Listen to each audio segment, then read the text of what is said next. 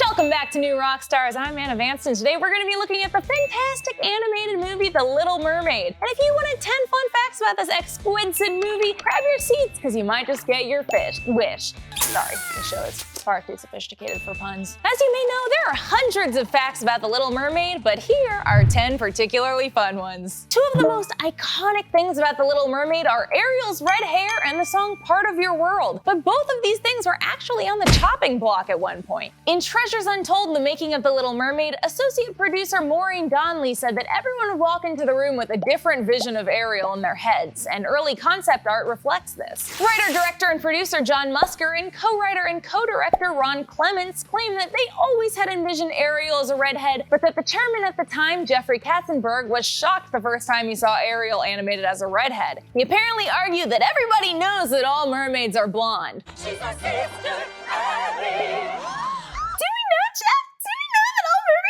Jeffrey? But several cases were made for her having red hair. Disney had already had 2 blonde princesses and 1 princess with black hair, and the movie Splash had recently come out, which featured a blonde mermaid.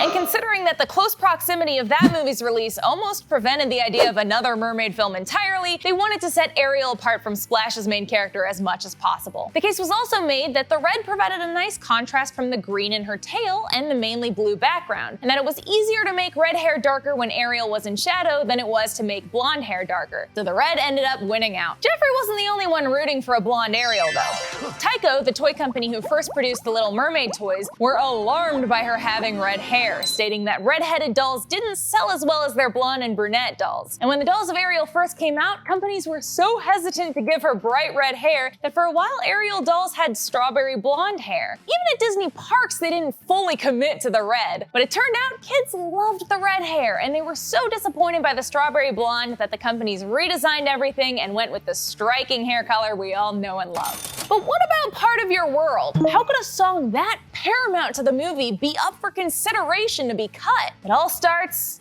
with popcorn.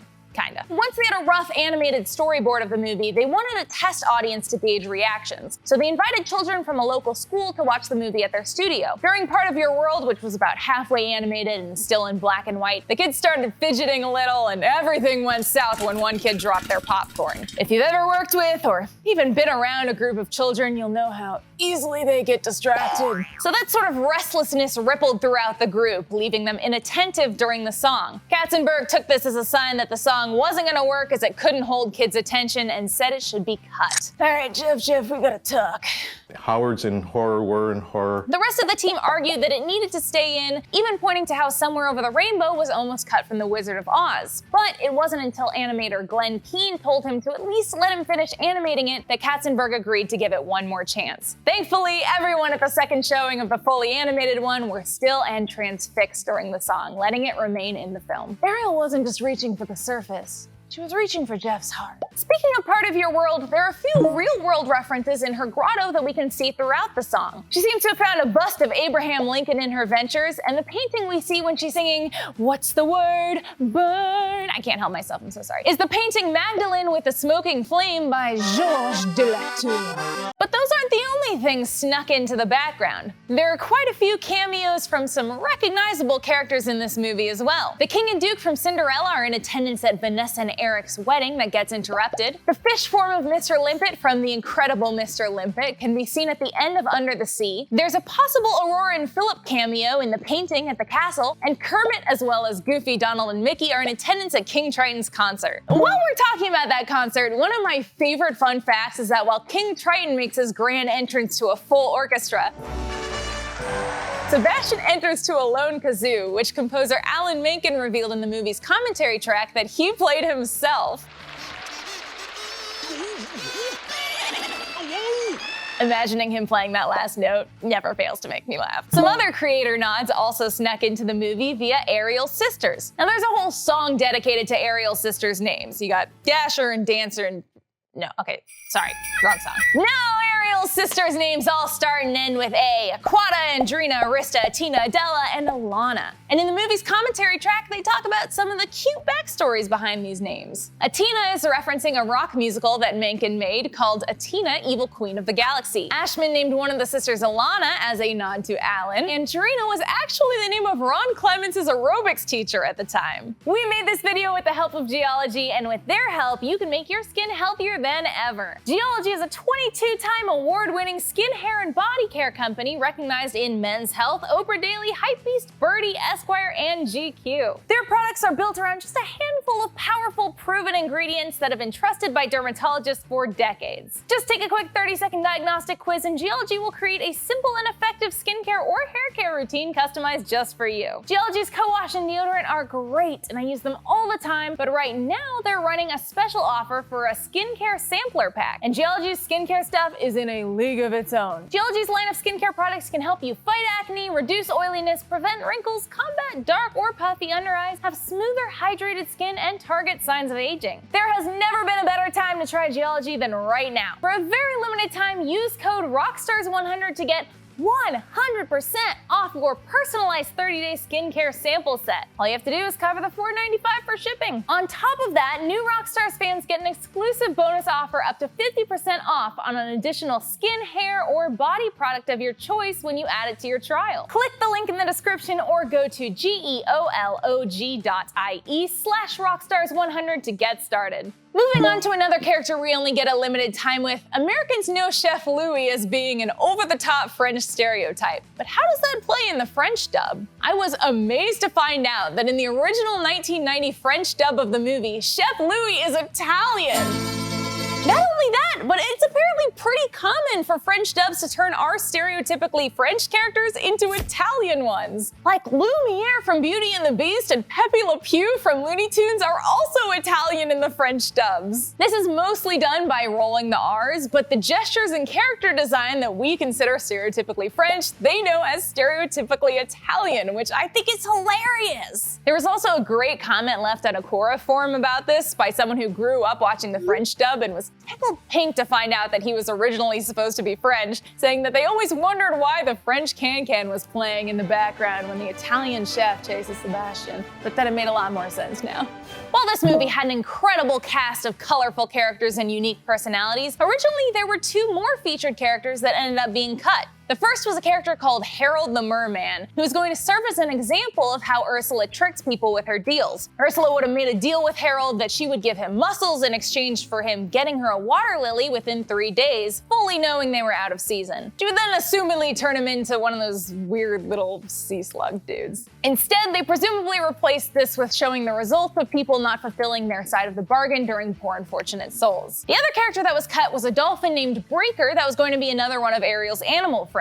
Breaker was going to be energetic and gun-ho, and when it was decided that Breaker would get cut due to Ariel having too many animal companions, they opted to integrate those personality traits into Ariel, enhancing her excitable nature and passion for exploring. There are quite a few dolphins throughout the movie, and who knows if one of them might just be named Breaker. The cast of The Little Mermaid did an incredible job bringing the characters to life, and it's hard to imagine anyone else voicing them, but there were actually quite a few famous faces that were considered for roles during casting. And here's the thing. There's a lot of names floating around out there on the internet of who was up for what, but if I couldn't trace it back to a source who worked on the movie, I ain't talking about it. But we learned from an interview with Musker and Clements that they auditioned comedians Bill Maher and Michael Richards for the voice of Scuttle before landing on comedian Buddy Hackett, and that Jim Carrey was up for the role of Prince Eric and wore a baseball hat into the audition to come off as more youthful. But everyone knows the propeller beanie is the way to go if you want to look young, and Prince Eric actually had one in the first draft. Okay, the last part's not true,